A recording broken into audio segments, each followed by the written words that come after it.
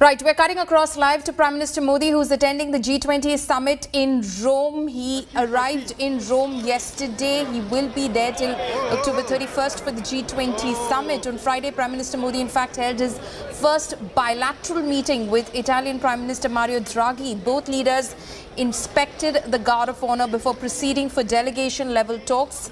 Narendra Modi, in fact, has become the first Indian Prime Minister to visit Italy since 2009. It's been 12 years now. Today, the Prime Minister will join world leaders, as you can see on your screens right now, at the G20 Summit. Besides holding a series of bilateral meetings with the heads of nations, this G20 Summit will be the first in-person meeting of member nations since the outbreak of the COVID-19 pandemic.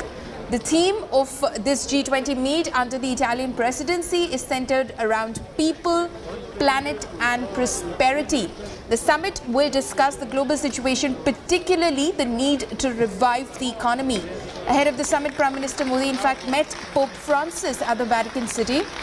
Prime Minister invited Pope Francis to visit India. Prime Minister's meet with the Pope was scheduled for 20 minutes, but then it went on for an hour. This is the first time Prime Minister, in fact, went to Vatican City to meet the Pope. Those are visuals that are coming in from Rome right now of world leaders having gathered for the first in-person G20 summit meeting since the outbreak of the COVID-19 pandemic. This is the first visit by an Indian Prime Minister to Italy in 12 years. This G20 summit is happening under the Italian presidency. Heads of nations have gathered for that meeting over there. Prime Minister Narendra Modi is also present for that meeting. Ahead of this meeting, he had a meeting with Pope Francis at the Vatican City as well. My colleague Geeta Mohan, our foreign affairs editor, is now joining me on the phone line. The official photo op has happened for the G20 summit meeting that Prime Minister is attending. Geeta, give us a sense of what this meeting will in fact be primarily focusing on, Geeta. Well, follow me, a very important one because it comes after the entire pandemic, the first time G20 leaders are meeting in person. And so the focus certainly is going to be COVID-19 and post-COVID-19 economic recovery, given that G20 is a very focused economic grouping of 20 countries that make up for 80% of the world's GDP. That's how important this meeting is. We know that there are two very important leaders who are not going to be there. That's the President of Russia, President of China. The Chinese leadership has not left his country in the past over 600 days. There is an internal turmoil, but there is going to be a lot of conversation on COVID-19, how to handle it, and not just about how to get rid of it or fight it, but also live. Even if we have to live with it, how to live with it. Apart from that, there is going to be an entire conversation on climate change. It is a focus area for India as also the world, because Prime Minister Modi will be headed to Glasgow just after the G20. And Afghanistan situation over there, cross-border terrorism, again, focus areas for India and the world. So there is going to be a lot of conversation. India will ride home the point that instability in Afghanistan, Pakistan's support to certain elements is a concern for India. Without naming any country, the instability factor certainly is going to be highlighted. But climate change, COVID-19 and economic cooperation certainly high on PM's agenda.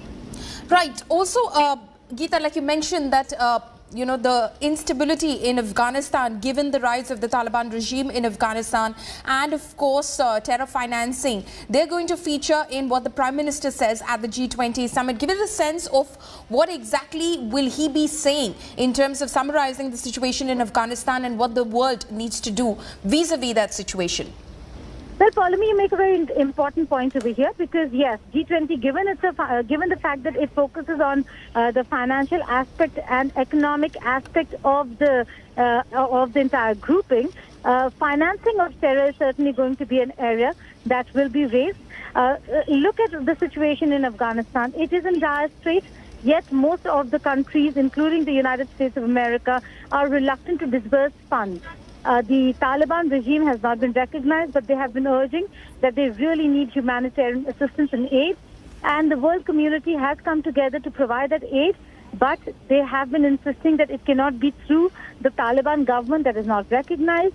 It has to be through the aid agencies and NGOs that they have been working with in Afghanistan. And unless that happens, instability will continue. But there is a factor of the Taliban, the other networks in the ASPAC region, working in cahoots. And that certainly is going to be an area that will come up in terms of how they're being financed, should the money go, where will it end up and reach, who will it reach.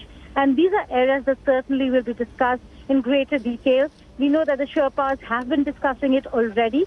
Vaccine racism, vaccine equity, are certainly areas that also will be touched upon. Okay, that's very interesting. Vaccine racism and vaccine equity, Geeta says, will also be touched upon. In that summit, Prime Minister will be, of course, discussing a whole host of issues as he addresses the G20 Summit as well and makes his comments at the summit. Geeta, thank you so much for joining us with all of those details. There's Elsa, who was on Ground Zero, who explains the significance of Prime Minister Modi's meet with Pope Francis. Listen in. This is the second most important meeting after the meeting of the Pope and Joe Biden yesterday, who took place exactly here in the Vatican. The Pope is currently very involved in the climate action movement. He spoke about climate action and the environmental movement just recently. He's trying to push leaders to get involved in these topics and to push leaders to take actions on this topic. So we expect this meeting also to be on this topic as well. Messages of peace and of tolerance has been spread from the G20, from the meeting besides the G20. So from the G20 and from the meetings of the Pope with prime ministers, we expect a lot of discussion on current global issues. So not only the environmental issues, but also social issues that regard people in need all over the world.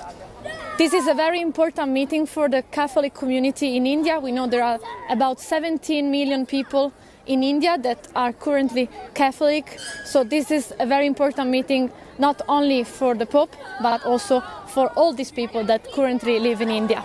Elisa Serafini here for India Today.